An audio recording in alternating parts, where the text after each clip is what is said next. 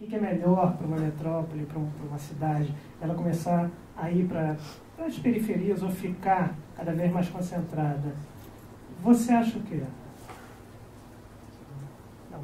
Eu tenho um microfone, está ótimo. Está ótimo, desculpa.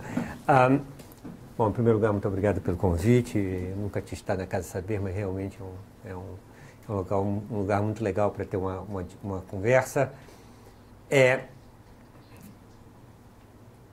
A questão da mobilidade, ela começa com uma questão assim, mais básica, que é a questão de por que as cidades são boas, né? Por que cidades são boas? Né? A gente tem muita evidência empírica que cidades são bons lugares para criação. Né? A maioria, se você olhar, por exemplo, nos Estados Unidos, onde nós temos bons dados sobre isso, uma fração enorme das novas invenções que são patenteadas nos Estados Unidos tem origem em 4 cidades. 4 áreas metropolitanas, eu devia dizer, não 4 cidades, mas 4 áreas metropolitanas. Se você pegar San Francisco, Los Angeles, Nova York e Boston, você tem uma fração enorme das invenções que são feitas nos Estados Unidos, nessas 4 áreas metropolitanas. Então a gente sabe que isso é verdade, que as cidades são lugares de criação. A gente sabe também que, pelo menos quando a gente consegue entender por que cidades são tão boas para a criação, é porque são lugares ideais para interação, para as pessoas trocarem de ideias. Principalmente para pessoas que não são exatamente fazendo as mesmas coisas e se encontram e uma ideia vem de uma indústria ou de um comércio, ou de uma atividade para outra. Isso é um processo muito interessante. Então eu acho que a gente entende um pouco por que as cidades são boas, por que viver em cidade é bom. As pessoas chegam numa cidade, normalmente o salário delas aumentam, à medida que elas ficam na cidade, aumentam mais.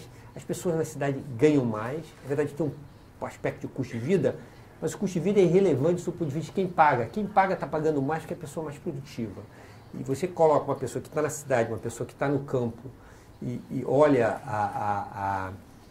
com a mesma educação, com a mesma idade, etc., etc., e você vê que a pessoa na cidade ganha mais dinheiro. E quanto mais tempo ela ficou na cidade, em geral, o migrante para a cidade começa com um salário mais baixo, mas quanto mais tempo ele fica na cidade, o salário sobe mais. Então, todo esse processo é um processo que a gente entende bem.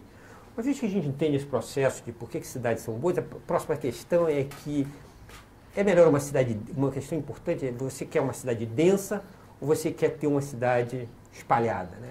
E olha, há casos bem-sucedidos dos dois, mas há razões para achar que a cidade densa funciona ainda melhor e, mais importante que isso, sob o ponto de vista ecológico, uma cidade densa é muito melhor. Você pegar um habitante de Nova York, comparar com um habitante de uma cidade pequena dos Estados Unidos, ou de uma cidade, ou de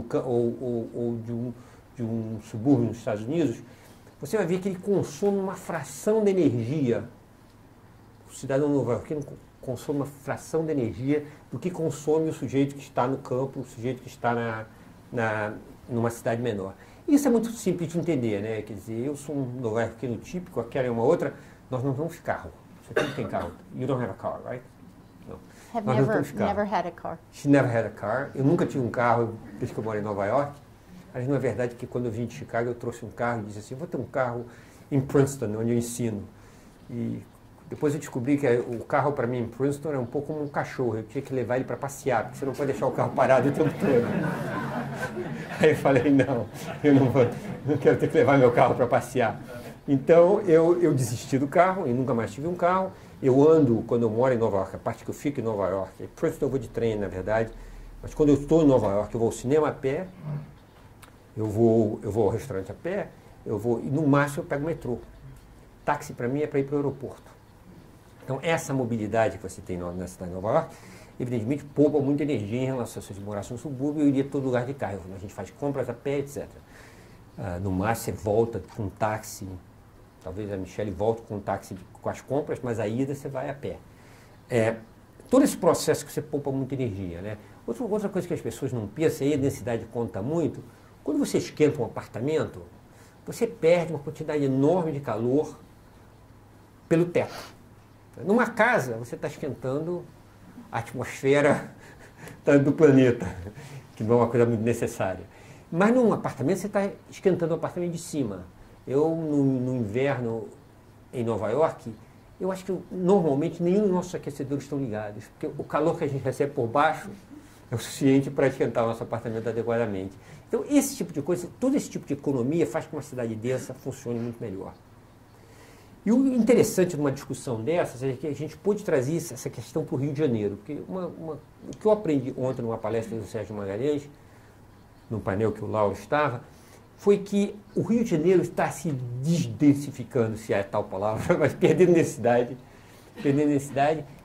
Nós tínhamos um pico de densidade por volta da época da mudança de capital e desde então o Rio tem perdido densidade. Está crescendo para o oeste. Está crescendo para o oeste, está crescendo para a Barra da Tijuca, etc. Né? Esse todo é um processo em que você está aumentando, em vez o Rio de Janeiro está aumentando o número de pessoas que estão viajando grandes distâncias, em geral por carro. O pessoal que mora na Barra vem para a cidade de carro, o pessoal que mora na Zona Oeste vem para a cidade de carro, etc.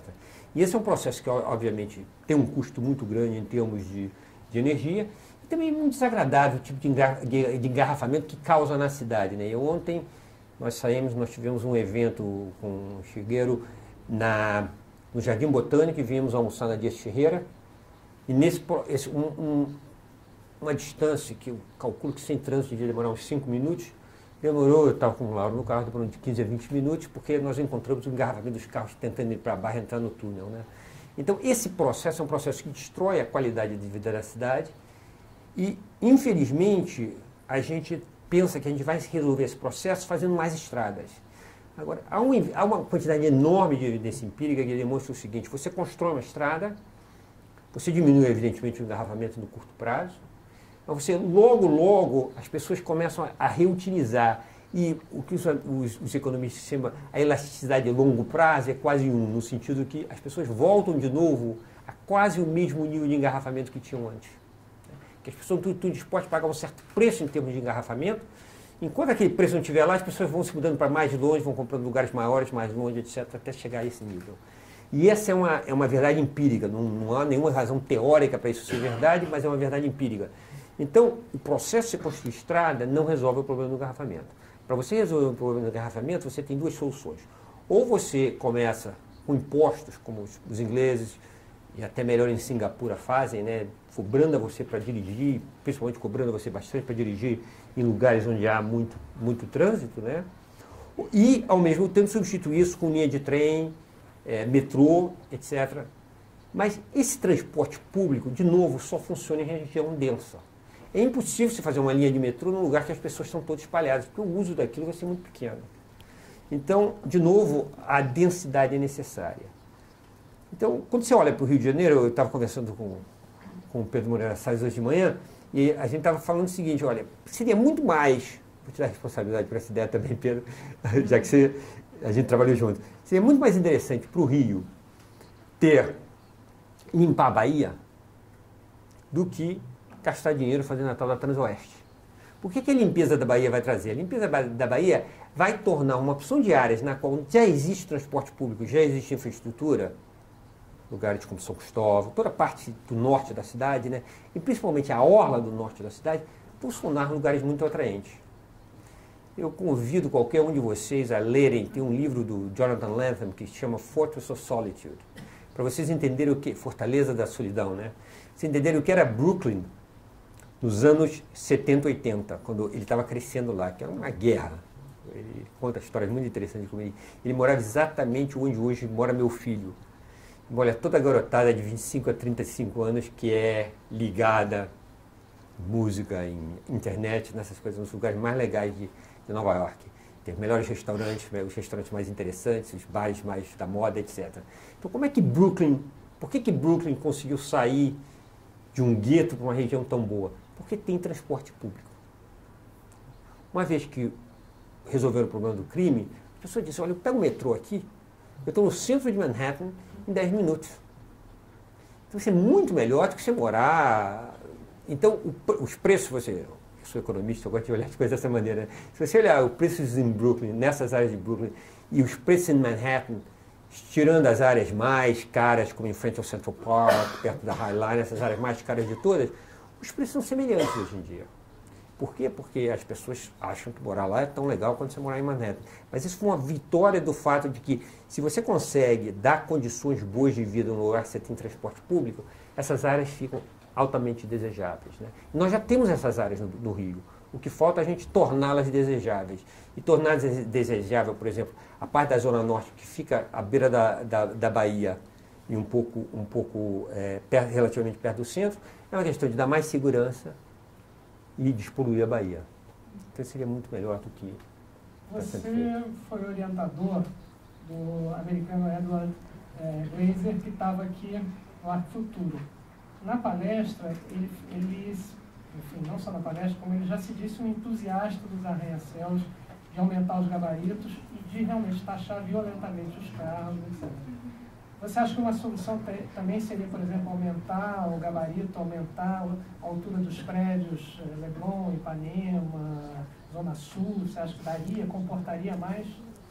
Eu ontem estava falando com o Lauro sobre isso. Quando a gente estava preso naquele engarrafamento, eu perguntei para ele, você não trocaria 3 andares a mais aqui na Visconde Albuquerque, que a gente estava, em troca de não ter esse túnel?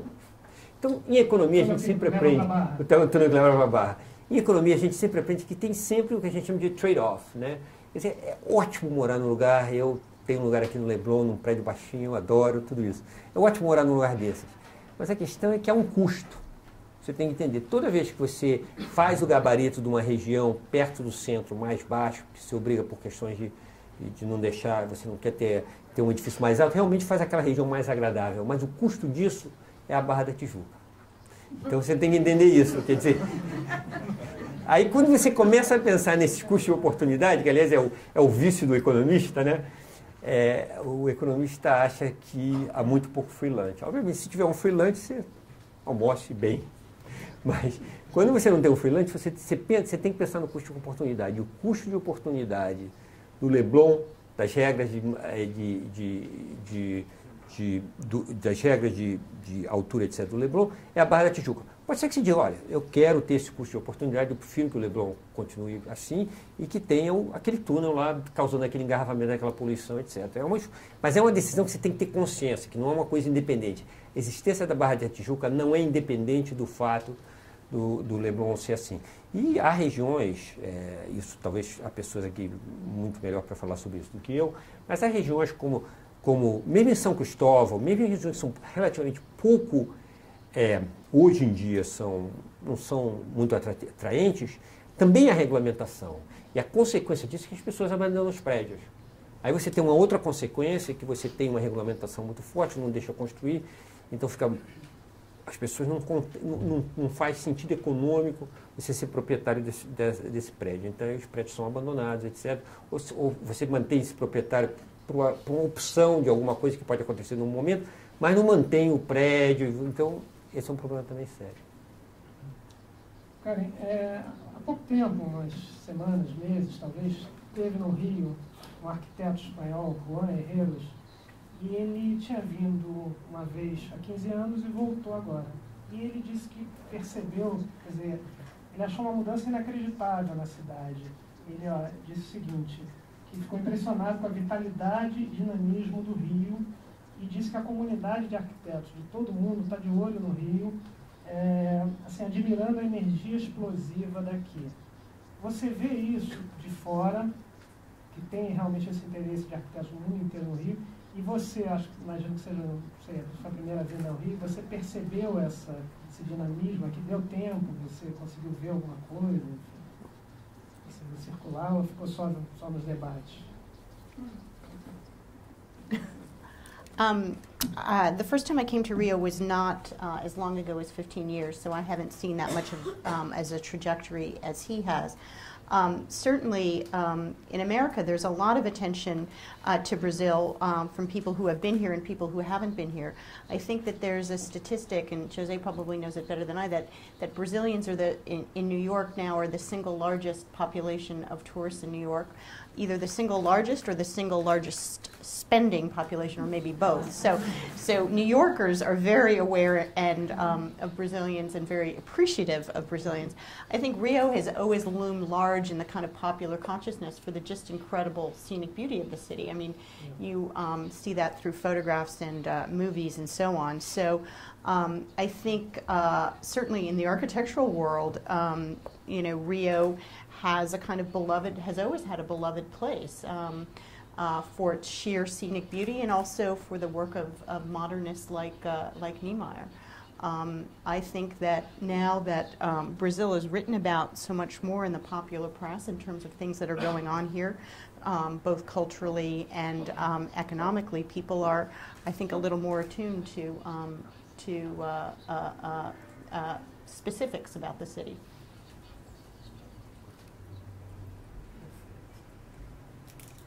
Bom, você é jurada do prêmio Pritzker, que é esse considerado nome da arquitetura. Nessa última edição, quem ganhou foi um chinês, né? Tá conseguindo? I'm not hearing anything in English. Alô? Ok. Bom, você é jurada do prêmio Pritzker desde 2004, 2003, 2004. E nessa última edição vocês premiaram o Wang, né, que é um chinês que ele mistura a tradição chinesa com elementos modernos, né, de material. Nos últimos anos, me parece que esse tipo de arquiteto, esse arquiteto artesão, tem ganhado mais espaço em contraponto com esses arquitetos estrelas, essa arquitetura de espetáculo. Tá tendo você vê essa mudança? Vocês que fazem parte do júri têm percebido essa tendência, essa mudança? Do arquiteto espetáculo, do arquiteto estrela, da arquitetura do espetáculo para uma arquitetura artesão, arquiteto artesão. Se você quer traduzir para ela. I'm not sure I understand what your definition of a performing architect. At least that's how it was. A star architect. A star. Okay. Okay. So that was the translation. You know, the funny thing about being on the Pritzker jury is that there are things that really concern us on the jury, and then there are things that people write about that they think concern us, and often there's a sizable gap between those things. I mean, there's often some overlap. So that I should sort of say to begin with. I think the things that I can talk about, because most of the Pritzker-related issues and deliberations are confidential, but the things that I can say for sure is that in my time on the jury, which I think is, I've been on the jury for almost 9 or 10 years, one of the things that we've consciously talked about is increasing our scope of, let's say, coverage. For many years, the prize was awarded to Europeans, to Americans, and maybe to Japanese architects. Obviously, Niemeyer and Barragan were early laureates, but otherwise, the geographical scope was fairly narrow. So one thing we've consciously tried to do is make sure we know what's going on in various parts of the world that we might not have known about as much before. And one of the things that I particularly like about the prize is that when we want to know about things, we have to go there. A lot of architecture prizes, because buildings are so far away, people don't really get to visit them. It's absolutely essential that we visit the work of people who we give the prize to. So it actually requires quite a bit of traveling to get to see the work, which is related to my previous point about expanding the scope. So that's a bit of background. How you want to classify the prize winners, the laureates over the past couple of years, it's true that some of them you might be able to discern certain themes, you know, whether you want to call it, you know, I think some people have called it kind of critical regionalism, which is a term that the architectural historian Kenneth Frampton has used in relation to some of these architects. They are of, like all great architects, they're of the place that they come from, but they also have resonance in other places in the world. One of the most fascinating things that happened is that right after we gave the prize to Peter Zumthor, who's worked only in Switzerland to date, and whose work is extremely refined and meticulous, the jury was actually in Bangladesh, one of the poorest, if not the poorest countries in the world. And we were there because we were visiting the work of a great dead architect, Louis Kahn. And we spent some time with architecture students there. And we asked them kind of general questions like we like to do. And this one young architect in Bangladesh said he was thrilled to death that Peter Zumthor won the prize. And I was struck. I thought that Zumthor would have been quite irrelevant to his life and to his interest in architecture, but he found the work to be incredibly relevant because it was of the place that Zumthor worked. It was very much serious work, and even though it did not apply to the life of this young architect in Dhaka, he felt it resonated with him that way. So, you know, as somebody who looks at the prize from the outside, you might see different motivations than we do. Ultimately, the prize is about the art of architecture, and that's what we hope to uphold every year.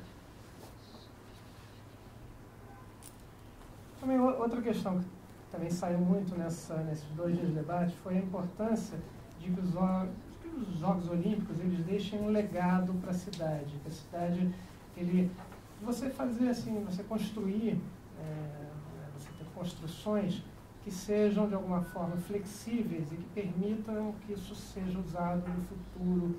Você tem que ir além dos jogos e pensar no futuro, que é como o Londres está fazendo, o próprio estádio, que você vai ter uma capacidade imensa de pessoas para natação e depois vai reduzir bastante e o resto vai ser utilizado.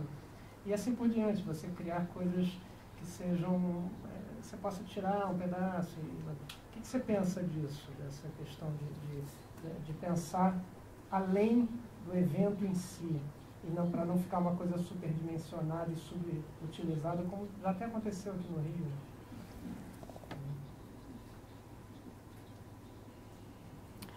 One of the great moments, actually, I mean, there were quite a few good moments, but one of the great moments for me during this week of Arquitectura was Zaha had the opportunity to meet with the mayor of Rio, and they had a great conversation about this very issue.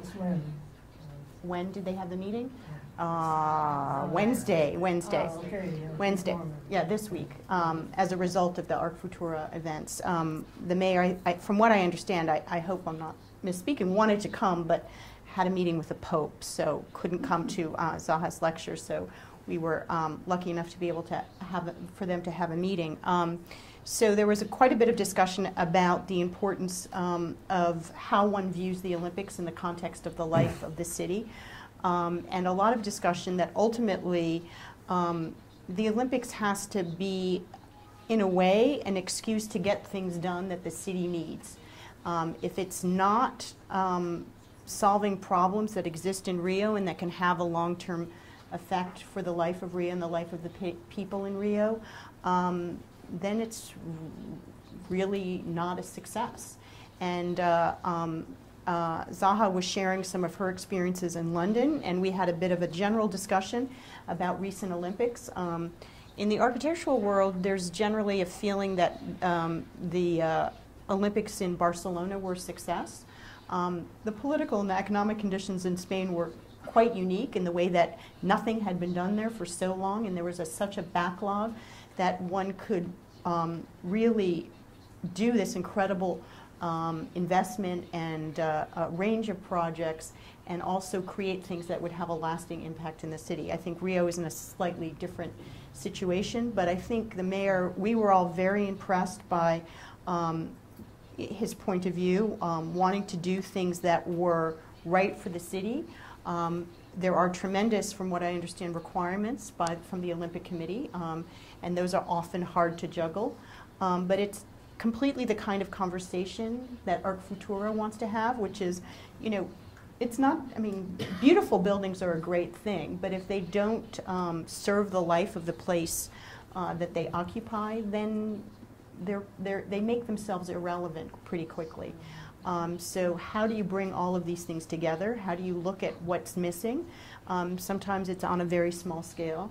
The mayor had some very interesting ideas about things that could be used for the Olympics, but then converted into some other kinds of projects that could be used in poor neighborhoods, in all different kinds of neighborhoods. So I think he set out a bit of a challenge to Zaha, which was actually very fun to kind of listen to. Hopefully she'll come up with something, but ultimately,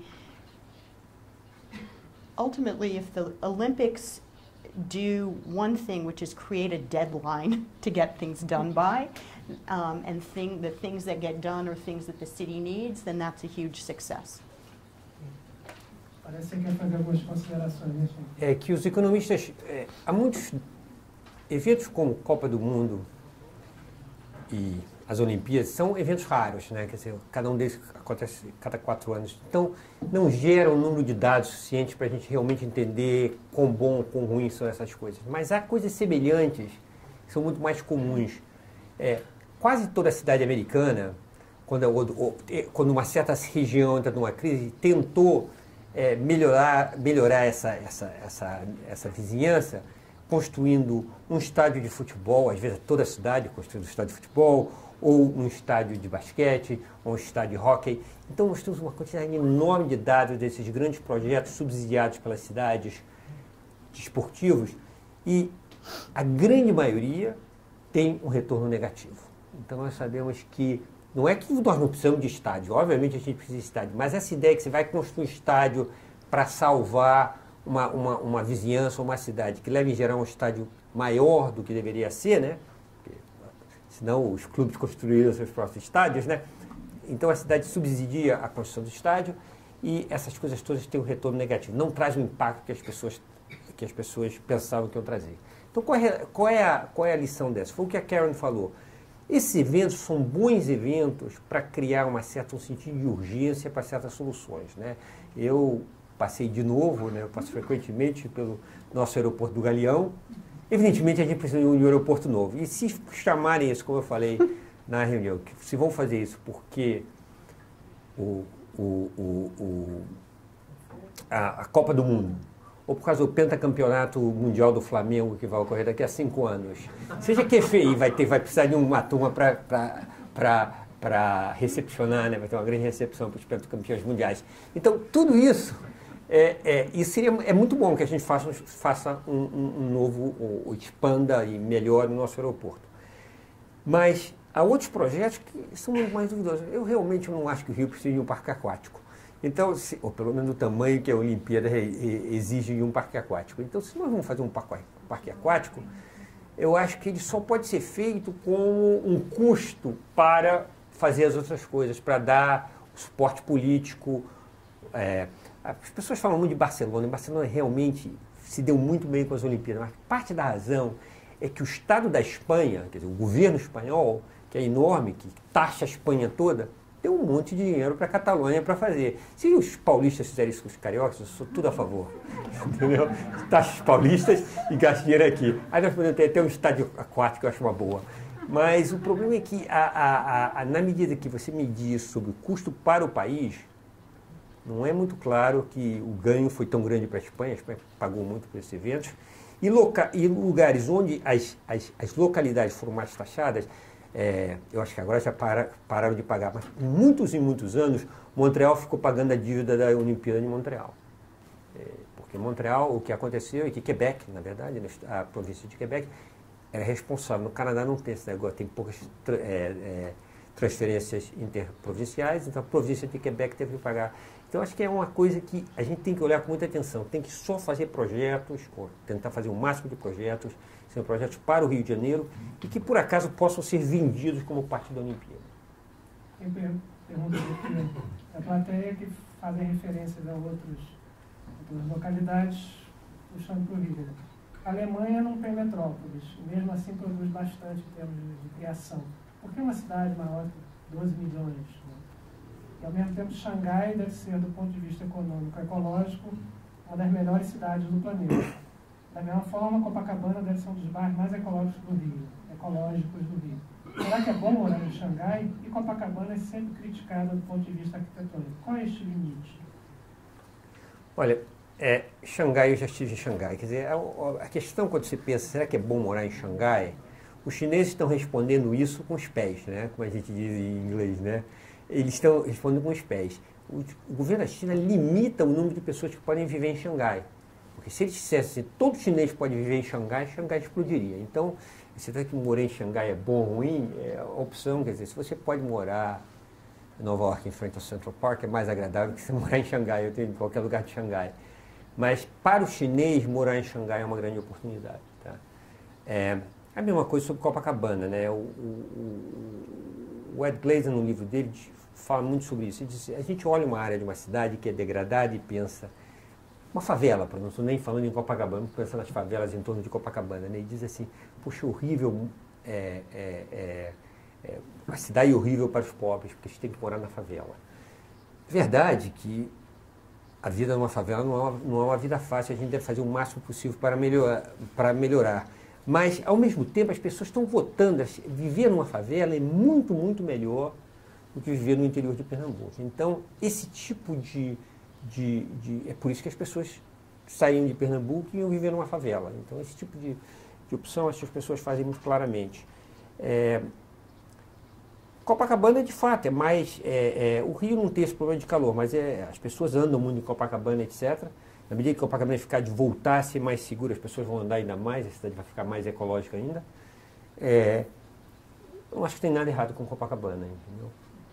A Alemanha, a questão da Alemanha é uma questão que, de fato, existem lugares que não são tão densos assim. Em primeiro lugar, a Alemanha tem, eu não sei o que se chama de metrópole, não tem umas cidades enormes, mas tem cidades onde há muita concentração de pesquisa, de ciência, etc., e de inovação. Mesmo nos Estados Unidos, se você olhar o complexo em torno de São Francisco não é uma cidade tão grande. São Francisco e todo o Silicon Valley não vai ser uma região tão grande assim.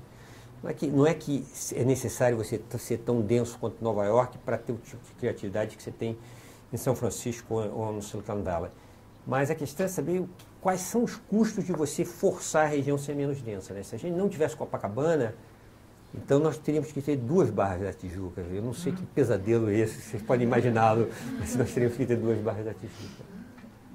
Tem uma pergunta aqui, como a arquitetura e o design podem caminhar juntos para aprimorar a qualidade de vida? Karen, that's a Karen question.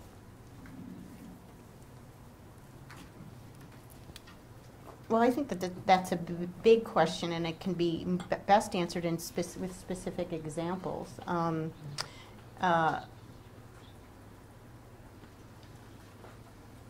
In the best circumstances, architecture is conscious of a lot of things. It's conscious of where it is. It's conscious of the people who use it. It's conscious in the way it was built. So when all of those things come together,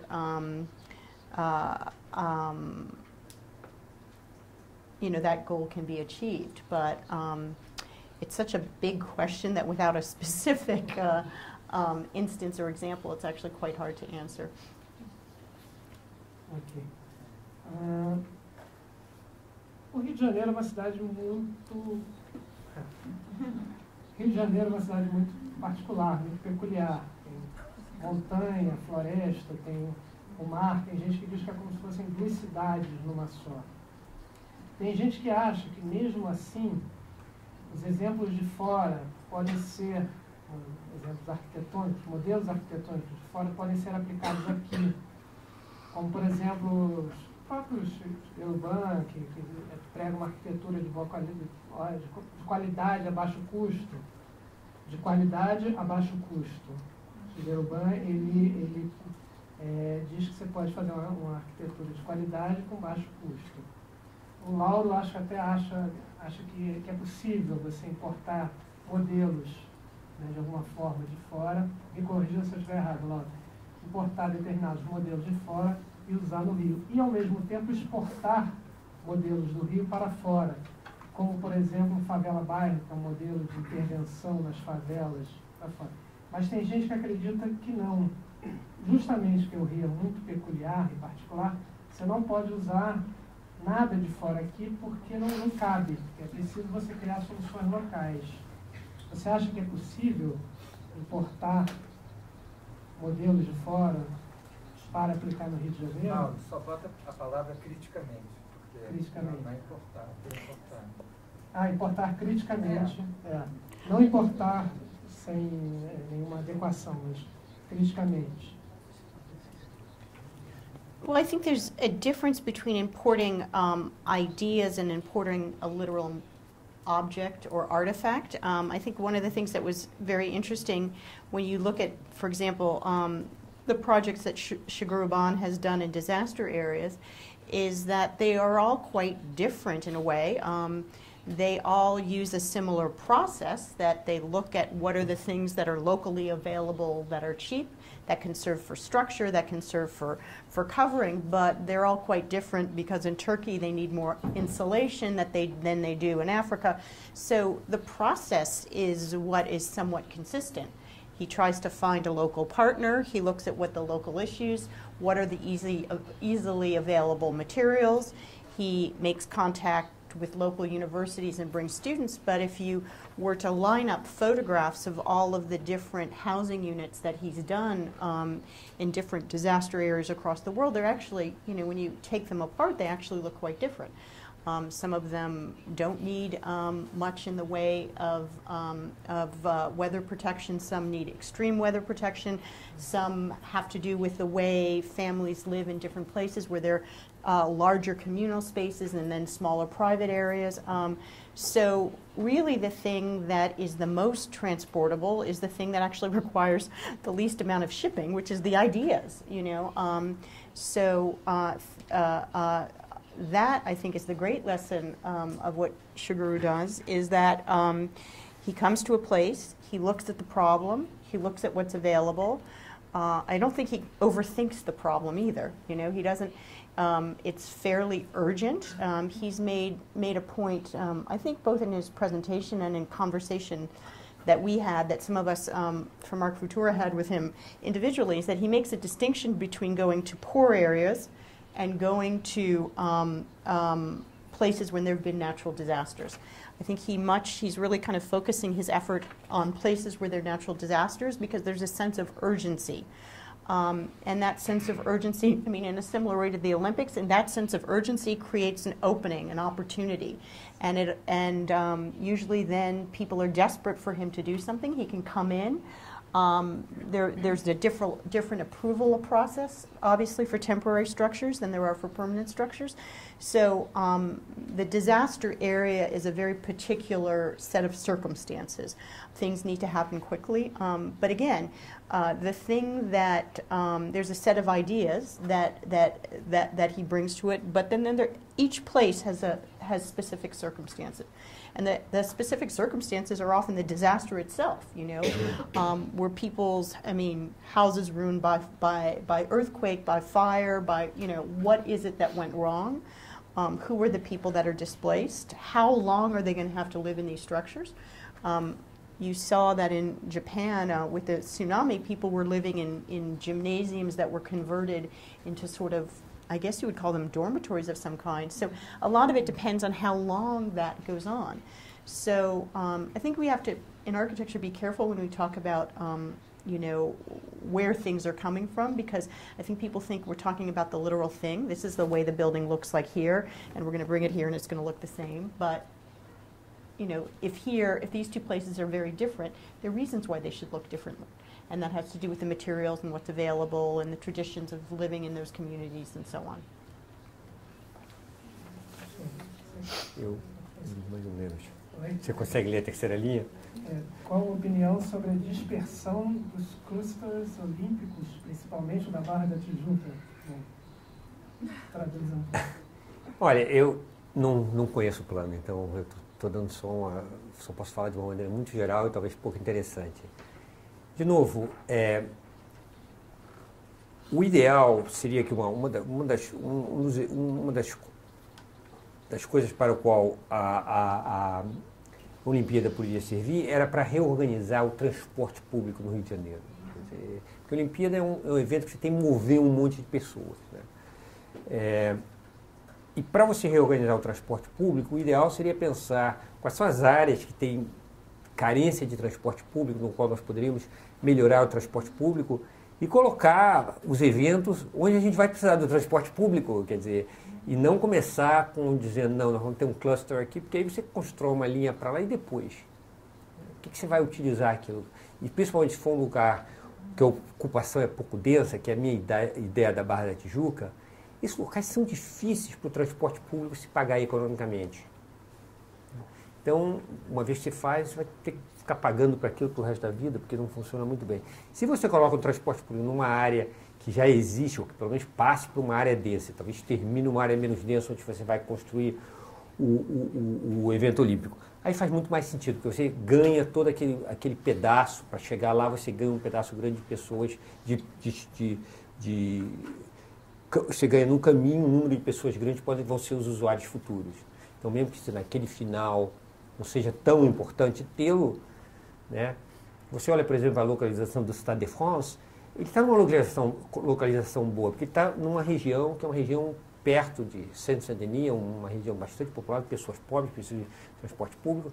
Então, quando eles fizeram uma linha de metrô que para em Stade de France, faz sentido, mesmo que ninguém vá, que o estádio, que a saída do estádio não seja tão importante assim, tem todas as outras saídas e aquele último pedaço da linha é um custo relativamente baixo.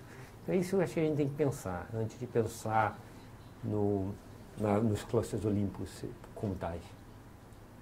Outra pergunta do plateia. Em São Paulo, o metrô está se expandindo cada vez mais, as pessoas estão cada vez mais usando carros, as bicicletas também estão nas ruas, ou seja, mais gente e mais opções, mas tudo parece cada vez pior. Como seria uma solução possível? Olha, São Paulo, qualquer cidade no qual você constrói uma quantidade suficiente de transporte público, o próximo passo é fazer a vida do carro difícil. Todas as cidades que resolveram o seu problema de transporte fizeram essas duas coisas. Primeiro, criar o transporte público, ter o transporte público. Segunda etapa é fazer a vida do carro difícil. Então você pode fazer a vida do carro difícil de várias maneiras diferentes. Uma delas, que é a mais transparente, que os economistas preferem, é simplesmente taxar o uso do carro em certas áreas. É o que Londres fez e Singapura faz melhor, porque Singapura faz um sistema mais tecnológico, no qual eles sabem que horas você está usando o seu carro e em que localidade. O preço varia de acordo com a hora, etc. Em Londres você paga uma taxa fixa para entrar numa determinada área, mas é uma aproximação, né? Então, fazer o uso do carro é difícil.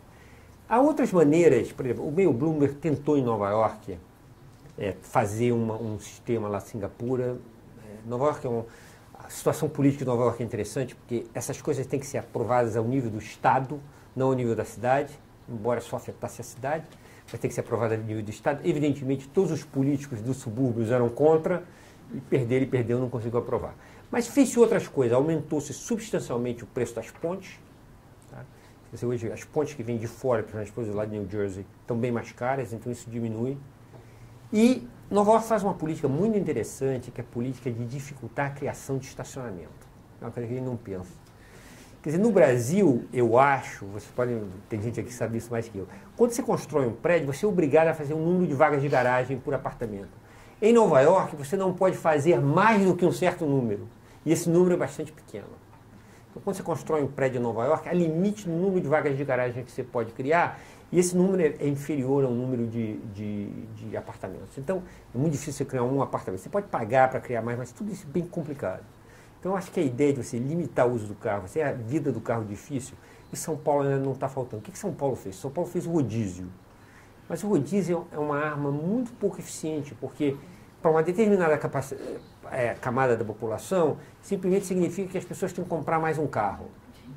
O rodízio, aliás, é um sonho para a indústria automobilística, porque diz o seguinte: nós vamos limitar o carro, mas fazer você comprar mais carros. Então a indústria automobilística vende o número de carros que precisa. Mas seria muito mais eficiente se eles taxassem o uso do carro diretamente na cidade. Cara, o Shigeru Ban, ele, a certo momento da carreira dele, ele se deu conta de que a arquitetura estava muito voltada para as classes favorecidas e resolveu tentar recuperar um pouco da função, ou investir um pouco na função social da arquitetura. Você acha que a arquitetura está preocupada com as classes menos favorecidas? Você vê essa preocupação E como é que ela poderia se preocupar mais, como é que ela poderia estar mais a serviço dessa classe, do qual ele é um exemplo de arquiteto que trabalha nessa linha. Well, I actually think the real situation is a little more complicated than that because, as Shigeru himself said, he works for both groups. And it's not as if he started off working for privileged private clients and had a kind of, moment of revelation or conversion and he ran away from them and started working only for. So he has maintained this dual practice for a very long time and very consciously. And will say quite openly that one supports the other. He has an office, he runs a business, he needs to maintain that business, he needs to, well, it's not just about making money, he needs to pay his employees, and doing work in disaster areas is not, at least at this point, something that sustains that. So his business model is to do both. And I don't think he thinks that, and I know that he doesn't think working for private clients is something to be embarrassed about. He's quite proud of that. I mean, he does great work, and he does it with the same amount of commitment, whoever it's for. I think that if you love architecture, you do wish that it was, the different, we could have a discussion about what's the difference between architecture and construction, and what building is architecture and what's just construction. But I think it is true that that architecture in general is not available to as wide a group of people as should be. There are a lot of aspects to that as a discussion. Certainly in the United States, which I obviously know much better than here, there's a very large interest increasingly, although this is something that began in small ways some 20 years ago, there's an increasing interest with a different approach to architecture, I would say, which is a kind of activist. The architect is a kind of activist. So it's not necessarily saying design is one thing and activism is another thing, but bringing those two things together. So you see in schools that you wouldn't have normally seen that, let's say 10 or 15 years ago, like the Graduate School of Design at Harvard, where students are using their design skills and are also becoming incredible entrepreneurs, and they're building schools in Rwanda, and they're doing all kinds of different things and bringing high-level design to that. But I think that there's often been a very kind of false dichotomy that it's one or the other. And one of the things that Shigeru shows us is it doesn't have to be one or the other. You don't have to put down doing work for private clients as a way to promote doing other things. You can actually do both of them well. Tem mais uma pergunta aqui da plateia para você, Chico. Por que, não tendo nada de errado com Copacabana, os imóveis se desvalorizaram tanto ao longo dos anos, inclusive a orla? Olha, eu acho que o principal fato que desvalorizou os imóveis em Copacabana foi a criminalidade. A criminalidade não era responsabilidade de Copacabana. Copacabana pode ser uma área perfeitamente segura, como áreas de densidade igual ou maior, que são perfeitamente seguras. Eu moro numa área, se comparar a densidade é sempre um pouco complicado, mas eu acho que é mais densa do que Nova York, do que Copacabana, ou de uma densidade semelhante. Só há prédios altos onde eu moro e praticamente há uma mistura de comércio, não comércio, mas escritórios e apartamentos, etc. Isso em Nova York? Em Nova York, Em Nova York eu moro numa área que tem uma densidade, alta densidade pelo menos, e é uma área perfeitamente segura e muito valorizada. Então, eu acho que o principal problema de Copacabana foi o problema da criminalidade. Eu acho que no momento que Copacabana se tornar um lugar seguro, eu acho que é um local muito agradável. Você está perto da praia, a praia, para os nossos padrões, a água é relativamente limpa, de vez em quando você tem um problema de sujeira, etc., mas que, de novo, é outra coisa que deveria ser resolvido e não é muito difícil de resolver. E eu acho que é um local extremamente... e principalmente na orla da praia. Então, a minha predição é que, dado o avanço que o Rio de Janeiro fez no crime, que os preços em Copacabana devem ter subido muito. Não é uma coisa que eu sigo no dia a dia. Devem ter subido muito e vão continuar subindo, porque você está num local perto do centro, você está num local extremamente bonito, principalmente se você estiver na orla, é uma coisa extremamente bonita, e a qualidade de serviços vão melhorar. Eu entendo, por exemplo, que no Leblon você tem melhores lugares para comprar fruta do que você tem em Copacabana, mas não há nenhuma razão intrínseca para isso ser verdade. Pelo contrário, a densidade de Copacabana pode levar você a ter mais dessas coisas do que ter no Leblon. Simplesmente porque, pelo menos mais próximo da sua casa, porque é mais denso, tem mais gente. Né? Outra pergunta da plateia para Karen. Por que a boa arquitetura, o bom design, acabam não vencendo a especulação imobiliária?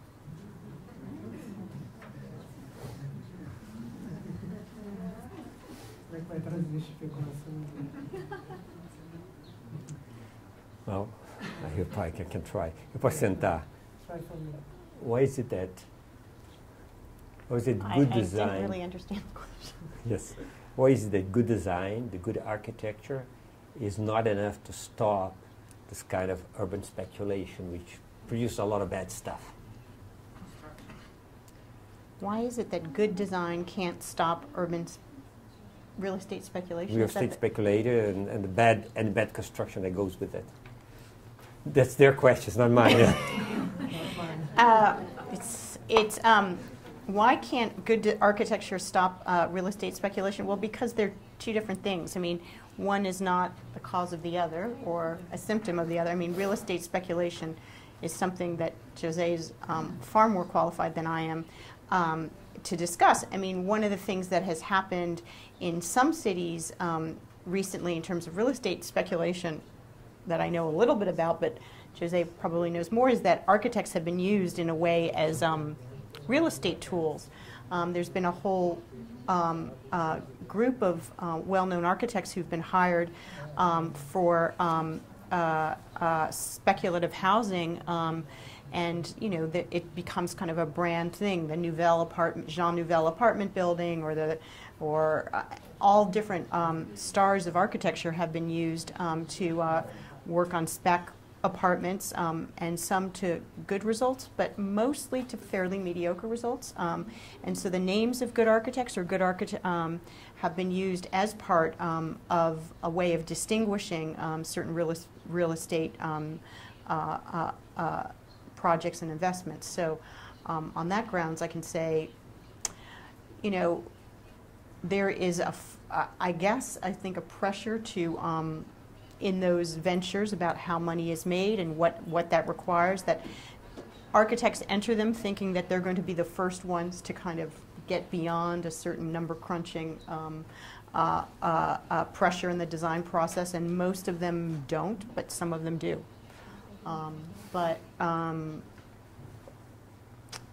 I can only answer the question in that way. I'm not quite sure if that's what the the questioner had in mind. Temos tempo para uma última pergunta aqui da plateia, para vocês. As favelas são uma solução, diz John Turner. É um outro tipo de densidade que tem lições interessantes a dar à cidade formal. Solidariedade, sentido de pertencimento, mas há uma grande reação de setores financeiros à sua integração à cidade. O que você acha disso? Olha, eu acho que no fundo a gente nem precisa discutir se as favelas são boas ou ruins, no sentido que as favelas estão aí para ficar. Tá? Tem uma parte da favela, você não vai chegar. Nós já passamos do período em que o Carlos Lacerda pensava que ele ia transferir essa população para não sei quantos quilômetros fora do Rio, né? Então, essa população vai ficar onde está, uma parte dessa população vai ficar onde está, porque não há outra. Num Estado democrático é impossível você mudar isso. Então, a história da favela é exatamente isso. De novo, é uma das razões, há muitas razões pelas quais as favelas expandiram, né? Houve problema de distribuição de renda, você tem o problema do transporte público ser tão ruim, o sujeito tem a opção de ou morar na favela e andar para o trabalho onde ele é porteiro no edifício, uma coisa desse tipo, ou então morar a 3 horas num trem ao Rio. Bom, essa escolha é muito fácil de fazer, né? Muito embora a vida a 3 horas do Rio possa ser um pouco mais agradável, você vai 3 horas para vir, 3 horas para voltar, todo aquele agradável desapareceu. Então, o problema do transporte também afeta a favela. Há um outro fator, é por isso que os economistas sempre pensam em custo de oportunidade. Construir no Rio de Janeiro, construir legalmente é muito caro. É muito caro, parte porque o Estado põe uma opção de imposições. Então, por exemplo, eu aprendi isso numa discussão que eu tive com pessoas no governo do Rio de Janeiro, do Estado do Rio de Janeiro, que se você quer construir apartamentos no Rio de Janeiro, você tem que gastar você tem que construir um certo número de escolas. É uma das leis, há muita lei no Brasil que a gente nem sabe que tem, né? E as pessoas sabem que tem. Então, se você está fazendo isso com um apartamento de, sei lá, de 5 milhões de dólares no Leblon, isso é relevante, porque o que você gasta naquilo não é nada. Mas se você está fazendo casas populares ou apartamentos para baixa renda, você adiciona uma porcentagem grande do custo do projeto, tentando satisfazer essas regras. É claro, o cara na favela não precisa fazer isso, então é uma maneira do governo subsidiar a formação da favela. Mas de uma maneira ou outra a favela está aí, então nós temos duas coisas para fazer, né? Várias coisas para fazer. Uma é trazer o Estado para dentro da favela. Isso já está sendo feito. A UPP é isso, né? O UPP é o favela bairro, de uma certa maneira, já foi o começo disso, mas o favela bairro não resolveu o problema da segurança, que era o problema crucial na favela. Agora você tem a UPP, então você traz para isso, você traz o Estado para dentro da favela. Uma coisa que eu observei há muitos anos, quando pela primeira vez eu comecei a pensar na situação da favela, é que você visitava uma favela, você via que o setor privado estava lá. Fazia o que você esperaria do setor privado num lugar de baixa renda. Você tinha, na época, muitos de vocês nem sabem o que é isso, né? Um lugar para alugar vídeo. Você alugava vídeo, né? Já existia na favela há 15 anos, 20 anos atrás, como existia aqui na Zona Sul, né? Você tinha bares, você tinha lugares que serviam comida, você tinha todos os serviços básicos, o que não tinha o Estado. Você não tinha calçada, você não tinha esgoto, você não tinha... e as coisas semi-estatais, quer dizer, a eletricidade legal, essas coisas assim. Você tinha eletricidade, mas a eletricidade era puxada e tal. Então, você tinha... o que faltava era o Estado. Então, eu acho que essa volta do Estado às favelas é uma coisa super importante que está acontecendo. E eu acho que a UPP é realmente o passo mais importante disso. Então, primeiro é a volta do Estado.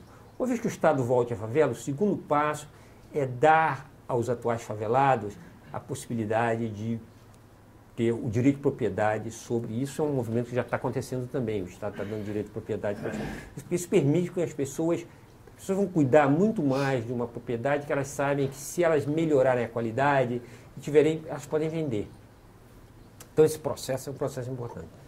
E o terceiro ponto é que, apesar disso tudo, as favelas, algumas partes das favelas ainda vão ser muito complicadas. Então, o terceiro ponto é delimitar a favela de forma que você diminui o incentivo para o aumento da favela, você delimitar e ter uma política muito, muito dura em relação às novas favelas, em relação ao aumento da favela. E, ao mesmo tempo, em alguns lugares, você vai ter que mover algumas pessoas. Não mover lá para, como fizeram com a Cidade de Deus, mas mover dentro da favela, ou para favelas do lado, ou para regiões perto, etc. Mas vão ser mudanças pequenas. E aí a favela vai... Eu acho que se eu olhar para o Alfama, em Lisboa, aquilo deve ter sido uma favela em algum tempo. Há uns 15 anos atrás. Uma última pergunta para Karen. A Zaha Hadid disse que o Rio pode ser um ótimo laboratório para uma nova arquitetura mais sensível a valores sociais, urbanos, técnicos, culturais e ambientais. Você acha que o Rio assim, tem esse potencial? Deu para você perceber isso?